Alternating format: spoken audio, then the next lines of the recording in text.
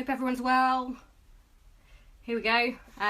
Instagram Live, Sunday. It's 8 o'clock.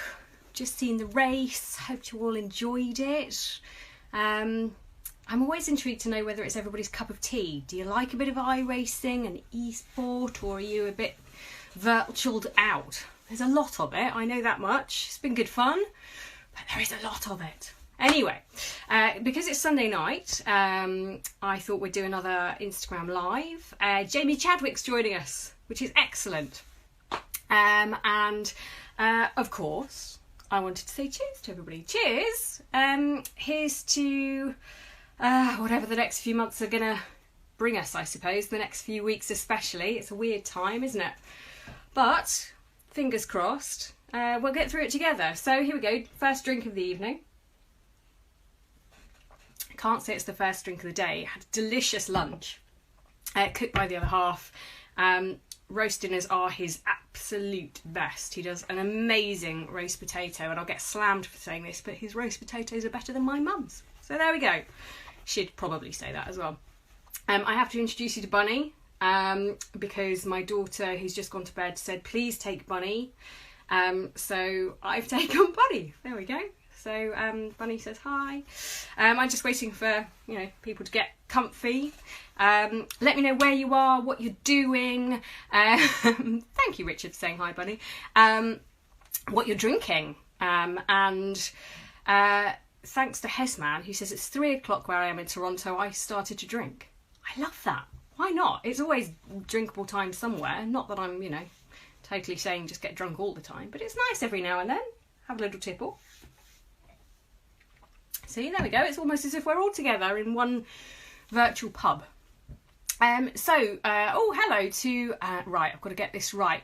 Repsol Kid 64 from Shrewsbury, very nice. You and Bunny rock, says Sean, who's got lots of numbers. I never know what the numbers are all about, but anyway, lots of numbers. If you want to ask questions, I don't know if you've done Instas before, you're probably more au fait with it than I am, but there's a button at the bottom which is a couple of question marks. If you press on that and type in your questions, then I can utilise them in a much better way than if you just ask them on screen, but more than happy for you to ask them on screen, that's no problem. Delighted to say that Jamie Chadwick is going to join us for a bit of a natter as well. So that'll be cool. We can find out what she's been up to.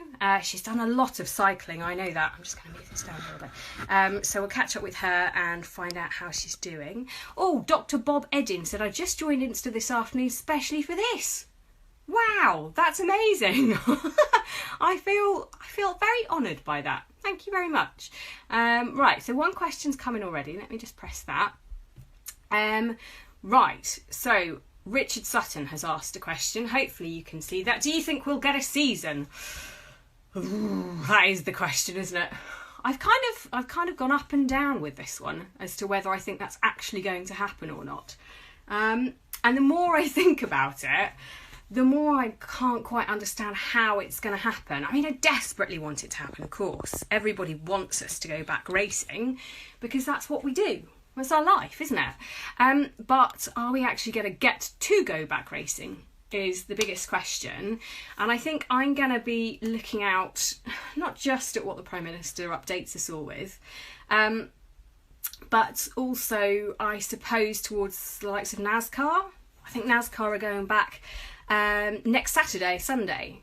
So that'll be fascinating. They're having skeleton crews, they're having social distancing measures, the garages are apparently going to be safe. So I think they're going to set a precedent, and I think a lot of people will be watching that just to, see how it goes. So fingers crossed. John Veal says, are those all F1 passes behind you? They are my many lanyards. There's a couple that have snuck in there from the husband, but yeah, most of them are mine. And you only get one each year you go to Formula One if you're like season accredited. So yeah, there's a lot of different events there, from British GP, Race of Champions, BBC stuff, Speedway, you name it. There's a lot there. Allard, hello Allard. You're asking what are the animals in the background. They are rhinos. I mean, there's a lot of stuff in the background, but they are, yeah, two very large rhinos.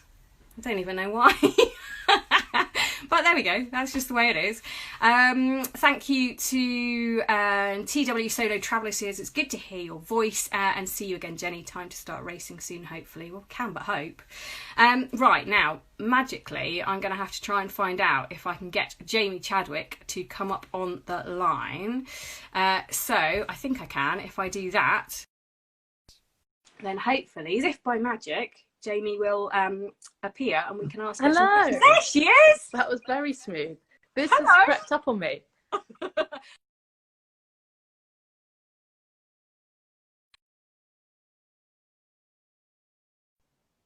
Oh, I've got you now. Sorry. I want to know the news facts right now. How are Sorry, you? you just paused on me. I'm good. I've just watched Boris's little update, which hasn't really updated me quite as much as I would have liked. But yeah, no, I'm good. I think you're in the same boat as everybody. It looks behind like you have some nice slatted windows. Where are you? What are you doing this lockdown?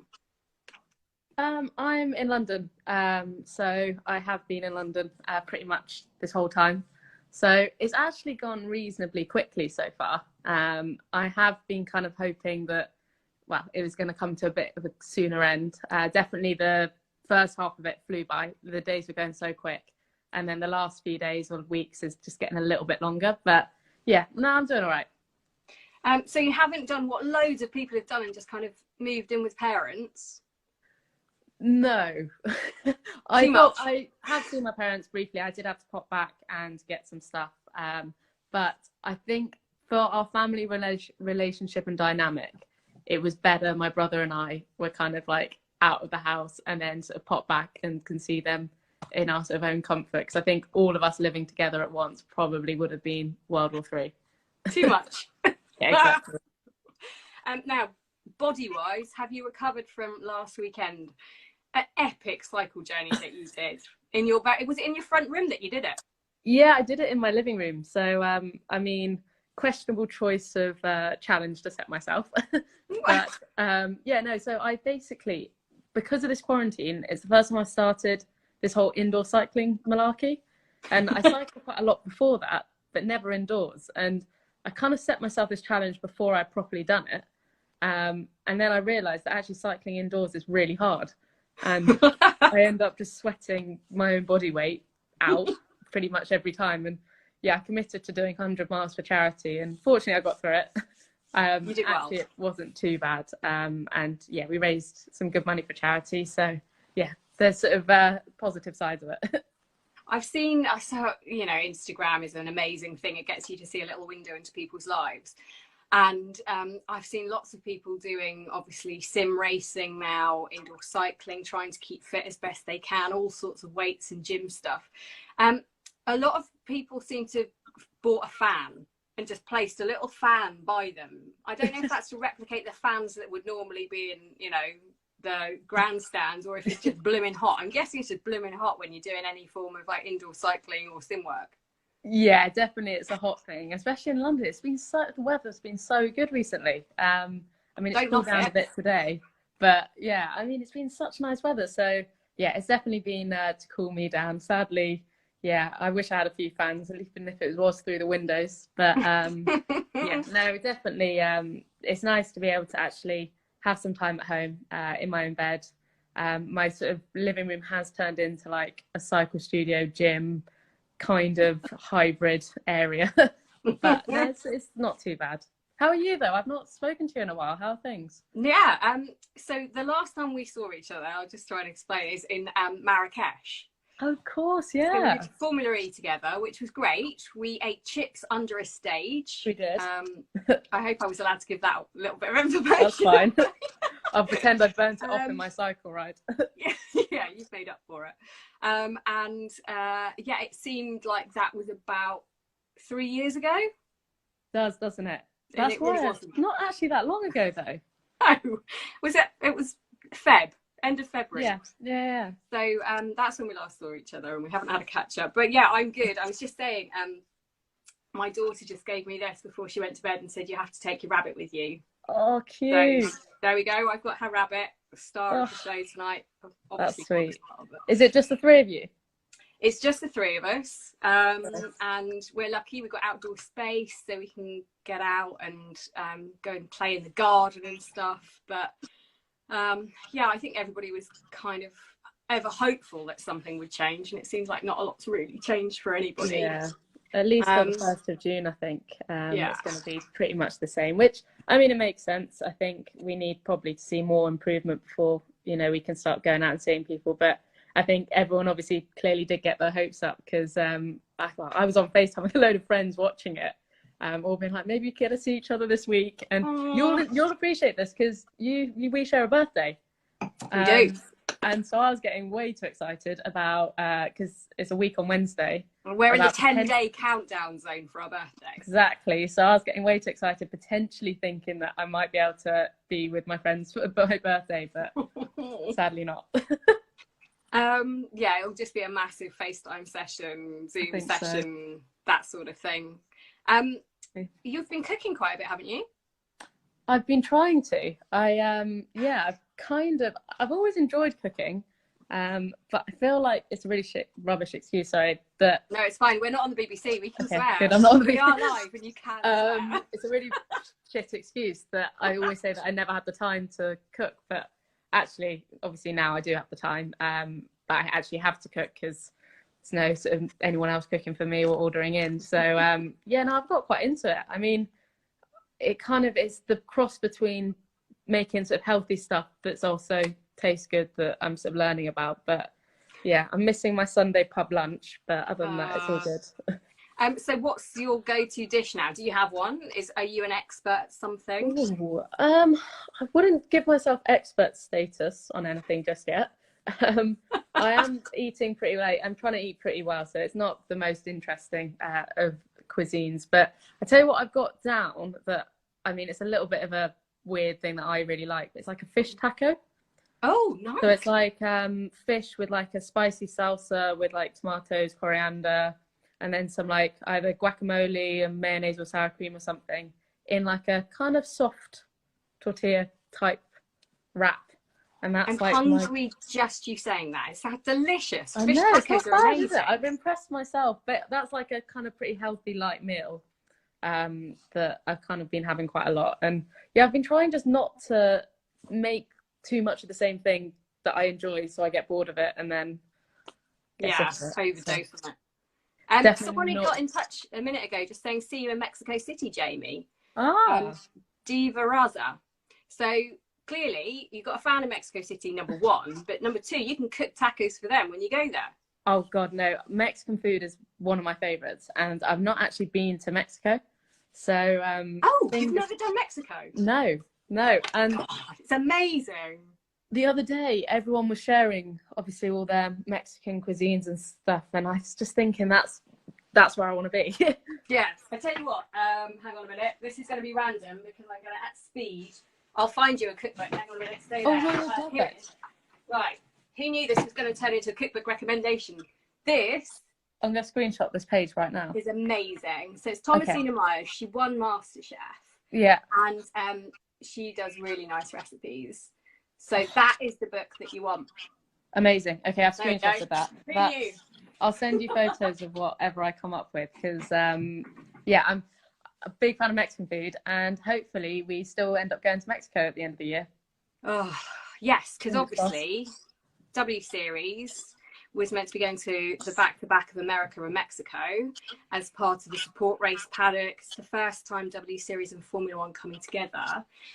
How communicative are they as a driver with telling you, you're lined up with you've gone very dark, haven't you? In the car. I don't know why that's happened. I pressed the button and I don't know what I've done. Put 10p more in the meter, you'll be fine. Yeah. You've got nice flat. I think I'm going to show you the roof of my flat. We all like ceiling. So you're involved in a lot of series in one way or another.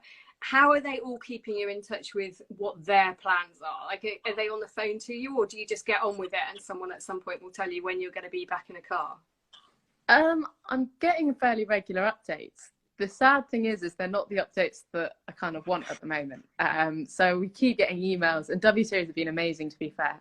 But we keep getting emails saying update confidential, and I'm like, right, here we go. This is the information, and it's basically saying we can't really update you yet because they don't really have the guidance or the clarification that they need. So there's been a lot of that. Like I said, they've been amazing at sort of informing us and keeping us updated. There's been no lack of communication, but I think from my side especially, you know, I think as a driver, you just want to have a date set in stone, know exactly when that's going to be, even if it's the end of the year. You just want to know, and then you can sort of work towards that. But I think the difficulty we're all facing at the moment is no one's got that in mind at this stage. Yeah, absolutely. And everyone's saying pick somewhere where the light isn't behind you. There we go. That's much better. But look, have you got your helmets on your bookcase? Yeah, I can show you if you want. That's cool. I'm finding this bizarre because I was sat in the same spot. I'm going to fill my wine up as well because I kind of drank crept up on me and I managed to. Yeah, that's my bookcase. Oh, look, that's cool. And then I got the W Series trophy there. And then the bottle of champagne I got given, and then obviously my bike just takes up most of the space in the flat. Mega. I like that. And I'm about to get really bright right now, I reckon. Okay, get really bright. I'm going to find some questions while you're doing that.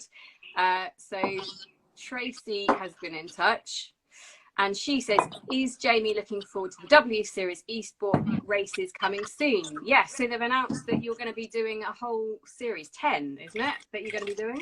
Yeah, so What are you drinking, by the way? I drink red wine, so... That's okay. I've got a glass of Zinfandel, I think. Wow. As a random choice for today. I don't normally have that much red meat in my diet anymore, or as much as I used to. I used to have it a lot. But I had red meat for dinner, and for me, there is nothing better than red wine and red meat. So I think there are plenty of people that would agree, including my husband. I don't eat meat, so I... Oh, yeah, you don't? I remember that. I knew that. I don't get that. So that's why I go white wine. But cheers. Cheers to everybody at home. Cheers, everyone. Here's to staying alert. Stay safe. Stay safe, stay well is what the go-to. I need to drink now. It's really weird doing this. Like last week I did this without a guest, and I was just like, I can't drink. This is terrible. Like all the Zoom kind of like pub quizzes and everything. It's a really weird sort of feeling afterwards. You just shut your laptop and go to bed. Yeah, it is surreal. I didn't answer that question at all. In terms of the esports races, yeah, no, I am really looking forward to it. I mean, it's kind of soothing, a little bit of the need to go racing. It's not sort of scratching the full itch, I guess, if that's the term to use. Yeah. But I mean, it's great. They've provided us with everything, all the kit that we need. I've got all the setup so far that I need, and I think the circuits that they've picked especially look really, really good fun. So yeah, I'm looking forward to it. I think they will do it really well, and like I said, it's kind of a little bit of something to look forward to over the next few months, even though we can't be out racing at the real tracks. When it comes to it, how much sim racing have you done in the past? Obviously, I'm assuming you've been in the sim at Williams. Yeah, so I mean, a lot of my role at Williams is sim-based. This sim stuff is quite different. There is an element of learning to drive the computer or drive the game, and that does vary game to game. But I mean, the concept is the same. The basics are very similar. So far, I've done a couple of the F1 races with Veloce that I did at their offices, so in isolation at their offices. So those were really good fun to get involved with. I'd like to do more, especially now W Series has sent me the setup. I'm looking forward to practicing, getting out there and doing a bit more, because it seems to be what all the drivers are up to at the moment. And it's quite fun to watch as well. So this is a weird thing. We were having a debate the other day about why there aren't more females doing sim racing. And obviously, there've been quite a lot of comments this week from certain people about, the esports and W Series, without going into too much detail, because I don't want to start another slanging match. Why aren't there more girls doing sim racing? Yeah, I've always had a bit of a thing with that, and I know I'm not leading the best example because I've not done that much myself over the past few months, and a lot of that has been to do with just not having a setup or anything like that. And so that isn't out of choice that I've not done that much.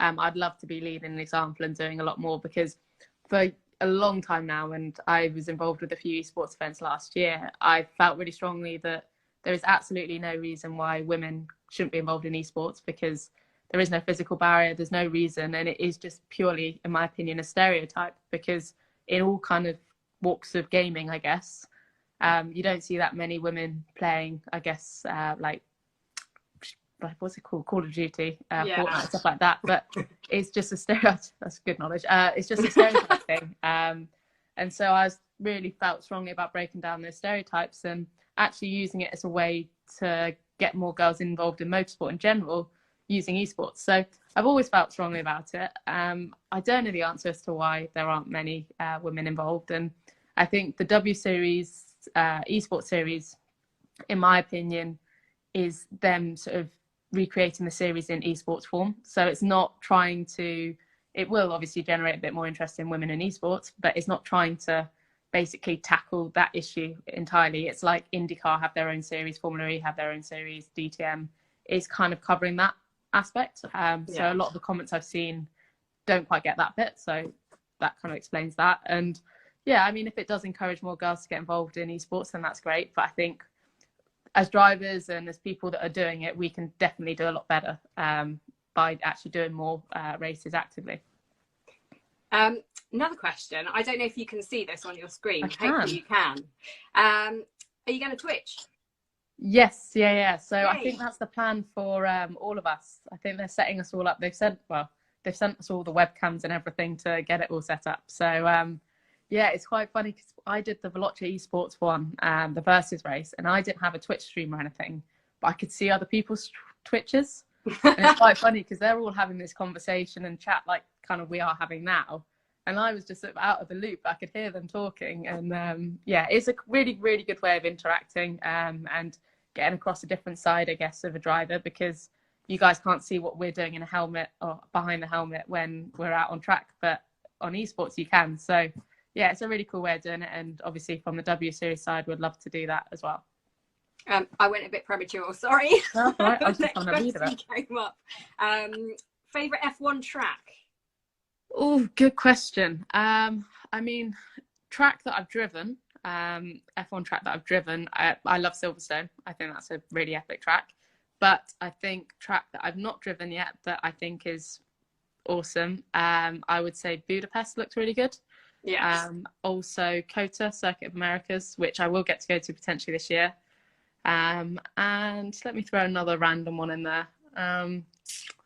What else is on the calendar? I tell you, I've not done this either, but Zandvoort, if that went ahead this year, that would have been epic. Banking? Are you all about the banking? Looks, yeah, I think that will be a driver's circuit. So I think the car will be less of a factor around there. That's where you'll see the drivers make the difference. And the bigger difference between teammates, I think, would happen around Zandvoort as well. I love that. I've done Zandvoort a few times with GTs. Oh, of course, and so actually, I can't remember who it was, which is annoying, but someone drove me around and I'm one of the worst passengers. I don't know about you, but I'd much rather drive as a passenger. Yeah, not good. No. Funnily enough, my husband was working with Lando and Carlos for McLaren doing a shoot for Sky, and he said neither of those guys like to be a passenger either. Yeah, they're both like fighting it out to see who can drive. Neither of them wants to sit in the passenger seat at all. That's just a driver control thing. I think it's a driver thing and it's a control thing, and all of us. I've just seen someone said no Suzuka, and actually Suzuka takes the biscuit as well. I completely forgot about Suzuka. So yeah, there are some really epic tracks. Obviously, I mean, there's 21 that F1 go to, but some awesome circuits on there. Right, I'm going to try and find a couple more questions. Some of them are for me. I don't know whether to answer your questions. I can ask you them. Wait, how do I answer Go them? On. Okay.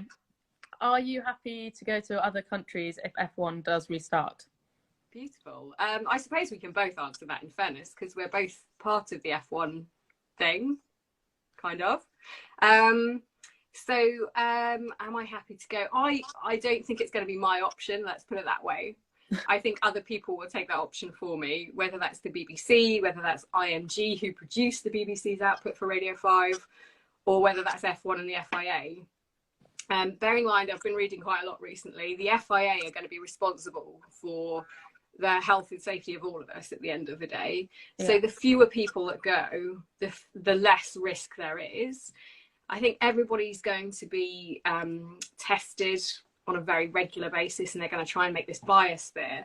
I mean, I don't think we're going to be going to a race for quite some time. I reckon the first one we'd go to would be like Bahrain, Abu Dhabi, back to back at the end of the year. That would be cool. That would be very cool. I think I don't know about other countries. For me, it doesn't really. I'm not in your position. It doesn't matter necessarily where we go, as long as they go somewhere for F1. I was talking to someone about it the other day, because I think the intensity that they're looking at, and this is purely me speculating and talking as maybe more of a fan than someone that's actually involved in it. I think the intensity that they're looking at with the back-to-back weekends, 3 weekends on a trot, for me just seems ridiculous. Unless they did some sort of kind of shortened weekend, which I think would be really cool. I need to suggest this to Chase. I think they should do Saturday, Sunday. Yeah. Maybe one practice, one qualifying race. So take out quite a lot of the sort of build up. Yeah. It'll make it more difficult in a sense, but also shorter. The race should only be maybe an hour and a half, not 2 hours. And then they could maybe justify doing back to back.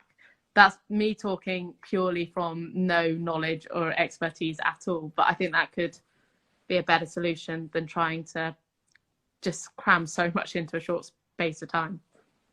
Yeah, it will be interesting to see what they do. I mean, they can play around with it a lot, can't they? And really mix things up potentially this year. That I think the sticking point will be they've got to get 16, I think it's 16 races away contractually for the TV companies to pay all their rights fees. And that's a huge percentage of how F1 makes its money. So that's like, for them, that's the carrot that they've got to chase. They've got to get those races away. But it doesn't say that they have to do them in the standard way. So yeah, cut out practice sessions. Just let the drivers go for it. I agree, and also I think they've got to take into account the teams as well. Obviously, I think F1 could sort of ride this wave and survive it, but I don't think the teams can. So I think the teams especially, and more sort of tail end of the grid, sort of the bottom 4 or 5 teams, really do need the opportunity to go out racing, to get the prize money and get the commercial backing that they need to sort of survive, really. Yeah, it's really a tough time. Right, let me see if I can get some more questions. Oh, how is you can see I keep saying it because I keep thinking this is radio. It's Insta, it's not radio. You see the question. How is that? Awesome, absolutely awesome. Yeah, I mean, I went out to New Zealand just before sort of the whole crisis really hit. It's a similar timing to when the AusGP was on, and yeah, it was an opportunity that I couldn't really turn down, to go out to New Zealand and drive the Rodin cars. So David Dicker, who's behind Rodin, has an amazing setup out there, and he basically got me out to do a bit of development work. And yeah, I loved every minute of it. Obviously, being able to go out and drive cool cars is very much a perk of the job, but also to go to New Zealand for the first time, absolutely loved out there. So yeah, definitely not going to be the last time I head out there, and yeah, hopefully I can explore more of the country next time I go as well. Amazing. I've never been, actually. I'd love to go. Next time, were you in Australia? Yes.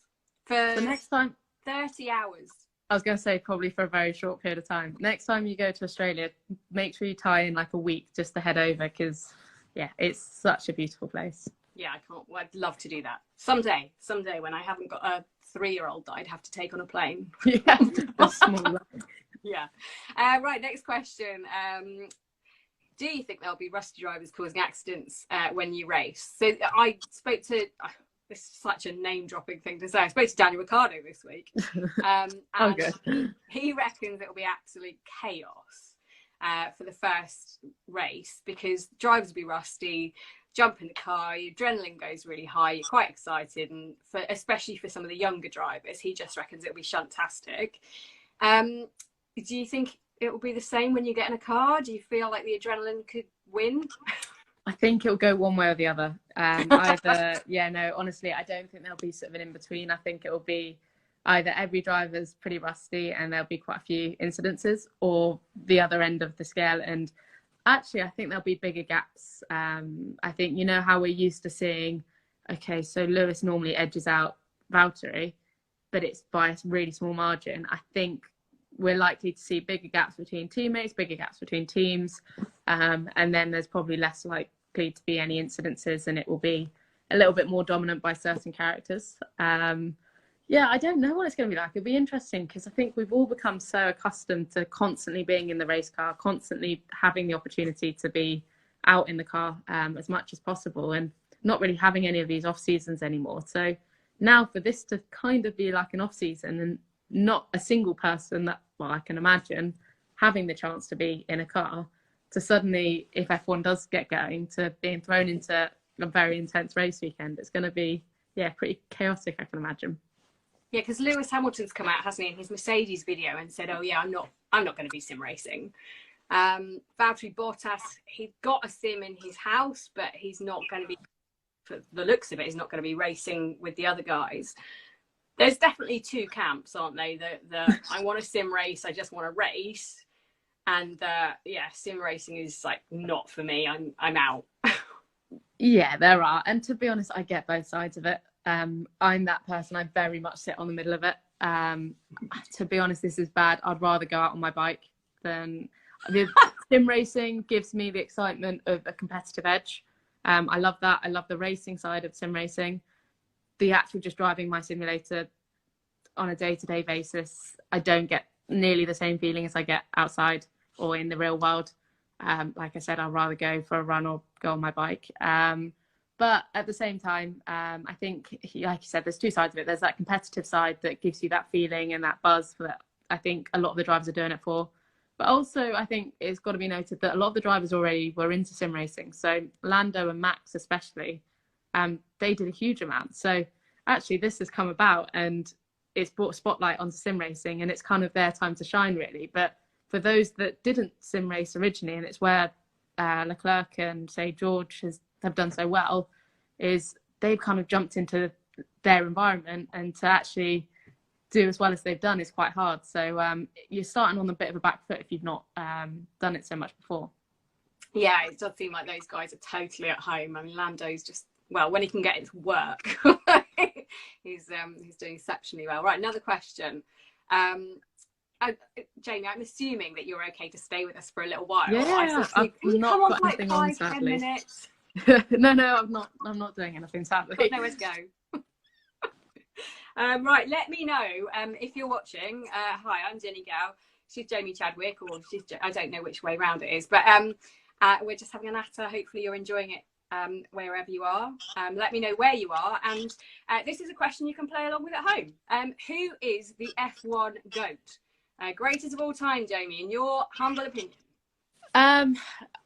For me, that is quite an easy Lewis. I was trying to think if there's a better answer for it. Someone a bit quirkier, a bit different, but no, I thought it's Lewis for me. I think what he's achieved in modern day racing, especially, I know obviously Mercedes have had the advantage for this long, but especially time and time again up against strong teammates. I think that's where he has been, the greatest of all time, in my opinion. Very good. That was relatively easy to say.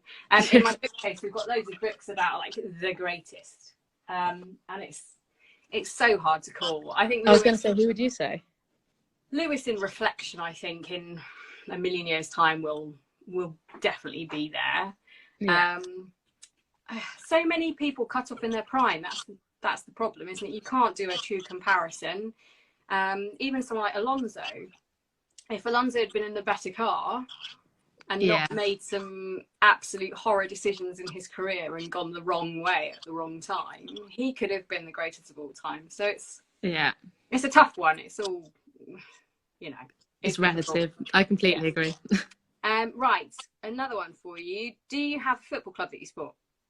So I don't know why, but I did an Instagram live the other day, and football came up in it more than probably motorsport. Oh. So I think people are clearly missing football a lot with the current situation.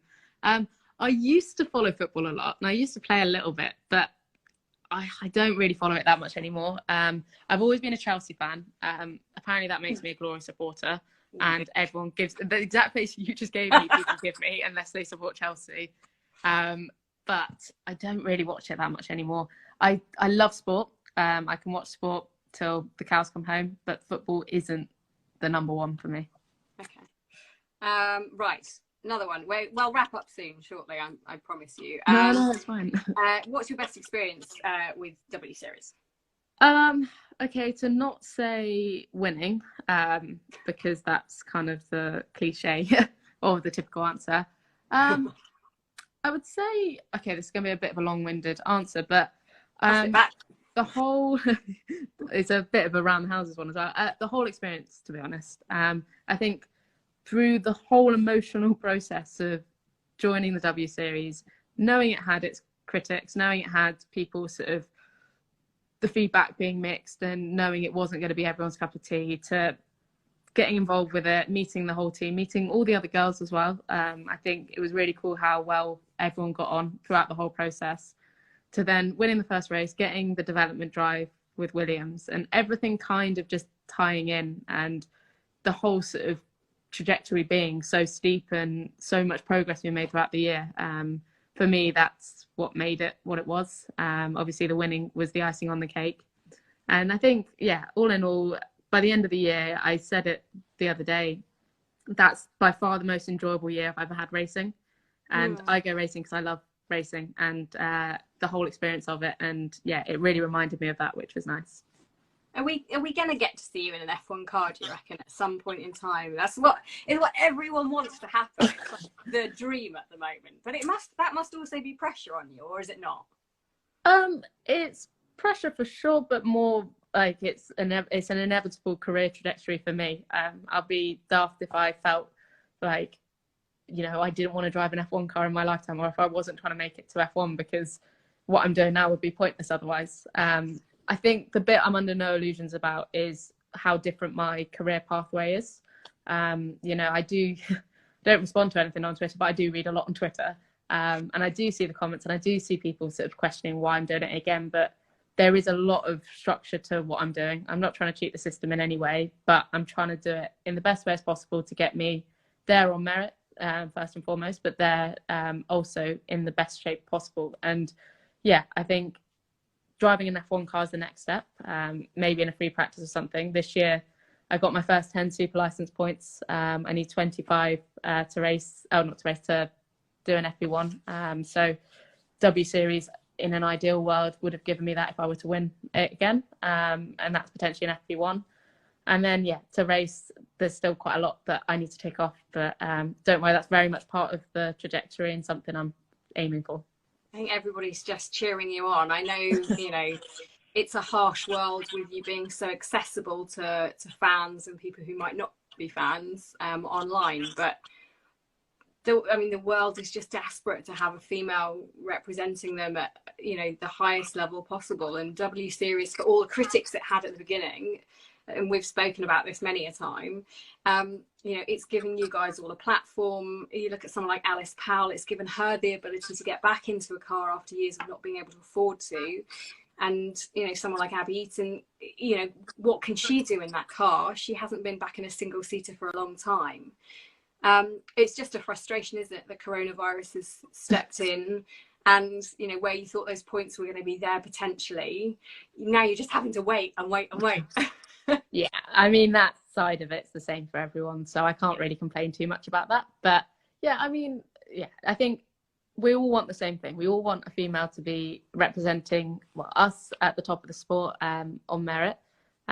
There's no one that's arguing that. I think I wouldn't say that there's any, you know, issues with a female getting to the top anymore. I think everyone wants it. And everyone's trying to do it in different ways. You know, the way I've tried to do it, or I'm trying to do it, is different to the way that, you know, every other driver's trying to do it. And I don't think that matters at all. I don't have any issue with how any driver wants to do it, but I would love to see a female in F1 on merit. And honestly, it doesn't have to be me. I want it to be me, but it doesn't have to be me. It just needs to be someone. And I feel strongly that there are talented enough women out there actually racing actively at the high enough ranks to make it happen. So yeah, fingers crossed that's something we can see. Fingers crossed. Gordon says, have you ever ridden a motorbike? Good question. Not a road motorbike. I used to ride motocross a little bit. Did you?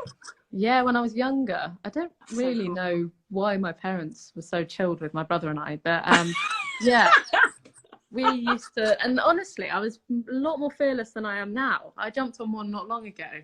And I was like Miss Daisy. When I was younger, I was throwing it over jumps and tabletops and stuff without any issues. So yeah, when I was younger, I did, well, motocross, but nothing road bikes. My dad has always said, you're not allowed to buy a road bike, motorbike. I've got a road cycle bike, but he doesn't think I go fast enough on that, which I still try and push the limits. Yeah, I did my license, loved it. I remember the first time I opened a bike up out on the country roads. I mean, when I say opened a bike, I got to 50 miles an hour. It wasn't exactly steaming. I was safe. What can I say? It was like nothing else I've ever experienced. Really? Just so liberating. Yeah. That. I mean, he'd never let me do it now. He'd be like, oh, no, you'll have to. You could have fake like a midlife crisis or something, pretend like you need to for some reason and make it happen. My brother owns an electric scooter company, and he got this ridiculously fast scooter, off-road scooter that you use on land that I had to go on not long ago. And honestly, that's that same adrenaline feeling you get in the car. I got that feeling, and it was, yeah, absolutely crazy. Oh, that's amazing. So he's going to be... Oh, are you all right? Yeah, no, good. I think something in my kitchen is just, I don't know. We'll work that out. It'll be fine. Okay. I'm going to let you go in a minute. That's right. On e-scooters. Yes. So it looks like they're going to pass like a new law to make them legal. I don't know where to go with that. But that would be presumably quite good for your brother. He'd be loving that. Yeah, well, I mean, he's been doing all right recently, to be fair. The family group chat gets regular updates with how well he seems to be doing at the moment. But honestly, I really hope they do get made legalised. And that's not a biased opinion. Before I realised they weren't legal, I was using mine always around London. Yeah, so I can't remember the last time I took the tube. I was just riding my scooter everywhere, and it was perfect. It felt safe, meant that I didn't have to take public transport, and then relatively inexpensive for what it was. So yeah, fingers crossed that does change, because yeah, it'd be a much better way to get around town. Right, I'm going to do one last question before I let you go, but I thought this would be a good one. Advice for starting racing. I'm really bad at advice, but I would say in terms of starting, just keep at it. I think from my side, I started very much as a hobby. I did it because I enjoyed it, and it just escalated year on year to something greater than what I can ever believe it's become now. So I think always enjoy it, do it for the right reasons. You know, keep focusing on obviously working hard, putting the effort in, but I think above and beyond everything, make sure you go racing and you love every minute of it, because it is high pressure, it is stressful, and if you lose touch with that, then and you let that all take over, then honestly it becomes something that you don't enjoy doing, and then the bad days are just never worth it. So yeah, it's not very good advice, but I would say just keep enjoying it, keep working hard. It's not an easy sport, we both know that. But yeah, I mean, like I said, we said earlier, you know, we're desperate for a female to succeed, and who knows, it could be you. Do you have to be loaded? Do you have to have loads of cash behind you nowadays, do you think? Oh God, no, I don't think you do. I think you have to get off the ground. I think you have to be in a position where you got to get above karting level, so maybe to an F4 level. However you do that, you know, you don't have to be loaded. You can do that with, you know, financial support from sponsors, whatever, but you've got to get to that level before you can justify, you know, getting in a position where you're in front of F1 teams and you're in front of the right people to then get the further support. You know, from my side, I was always lucky I had some little leg ups along the way, but it did very much become a case where if W Series, for example, hadn't come around, I definitely didn't have the backing to go to the next level in single seaters. And yeah, there's, I think, a lot of right timing, right place at the right time, so to speak. But yeah, I definitely think if you can get yourself to a level, however you do it, sponsors, you know, support through parents, friends, whatever it is, then you put yourself in a good position. Good stuff. Right, I'm going to let you go because I've taken up so much of your time when I said, yeah, just call for 5 minutes. No, that's all right. Like I said, I'm not doing anything. And it's nice to have a catch up. There is that. I have no idea how you end this bit because I haven't done this before. But I can just leave it if you want. Yeah, and then save this awkward goodbye. Right. Nice to see you. See you later. Bye, baby. Bye. Take care. Happy birthday soon. There we go. So she's gone. Isn't she awesome? We're so lucky to have someone like her representing this country, but females in this country as well. She's just fab. Thank her.